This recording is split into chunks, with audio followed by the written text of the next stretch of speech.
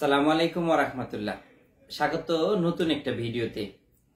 তো সৌদি আরবের কদু কোম্পানি যারা 11 ফেব্রুয়ারি তারিখে সিলেক্ট হয়েছিলেন, তো এই বিষয়ে আজকের ভিডিওতে কিছু কথা বলবো, অনেক গুরুত্বপূর্ণ কথা, এবং কি যারা নতুন আসতেছেন সৌদি আরবে তাদের জন্য আজকের এই ভিডিওটা একেবারে গুরুত্বপূর্ণ।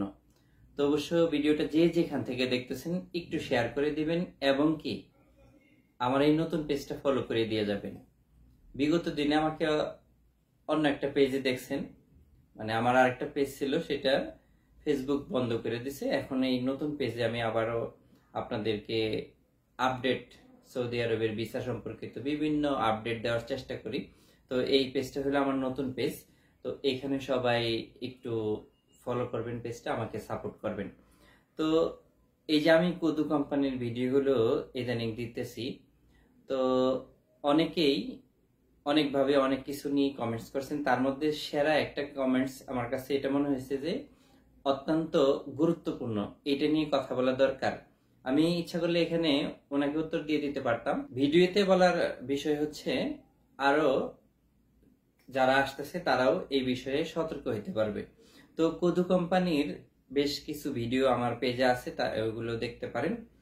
তো এই যে রেদওয়ান হৃদয় যে ভাই, উনি যে কমেন্টসটা করছে, তো আমি কমেন্টসটা স্ক্রিনে দিয়ে রাখবো। তো উনি বলছে হলো, ভাইয়া আমি কদুতে সিলেক্ট হয়েছি, ভিসা চলে আসছে 7 তারিখে।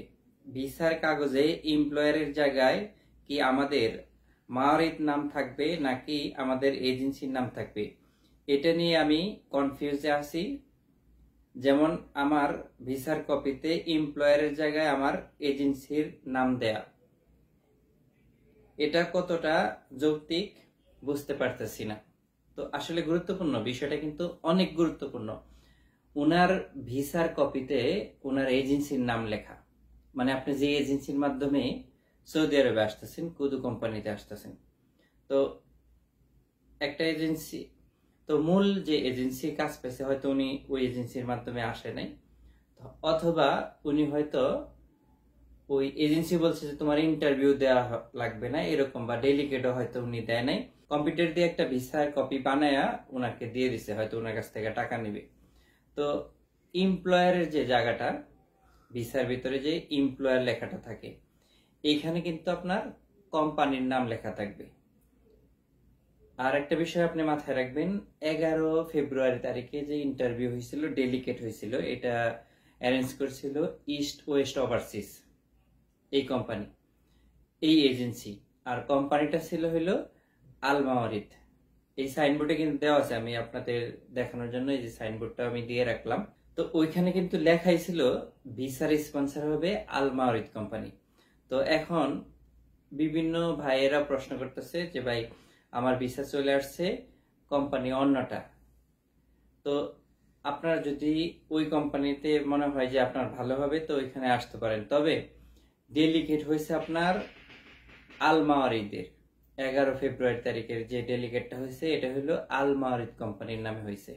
আল মাওয়ারিদ কোম্পানির লোক আপনার ডেলিগেট নিছে, আপনার ইন্টারভিউ নিছে।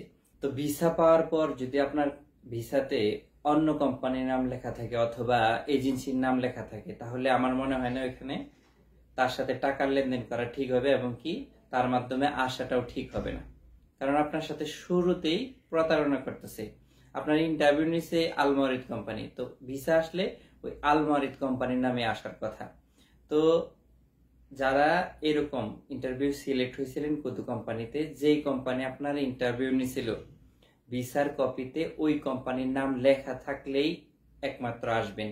আর যদি অন্য কোম্পানির নাম লেখা থাকে তাহলে কখনোই আসবেন না, আপনাকে কদুতে কাজ নাও দিতে পারে। আনার পরে আপনার এখানে অন্য কোনো কিছু হয়ে যাবে, কারণ হচ্ছে এগুলা সৌদি আরবে এখন বর্তমানে এই বিষয়গুলো সবচেয়ে বেশি হইতেছে। তো সুতরাং আপনি যখন ইন্টারভিউ দিছিলেন, যেই কোম্পানি আপনাকে ইন্টারভিউ নিছে, সেই কোম্পানির ভিসা আসলে তাহলে আপনি সৌদি আরবে আসবেন, এজেন্সির সাথে টাকার লেনদেন করবেন, অন্যথায় করবেন না। তো আবারও রিকোয়েস্ট করতেছি সবাইকে ভিডিওটি শেয়ার করার জন্য। আল্লাহ হাফেজ।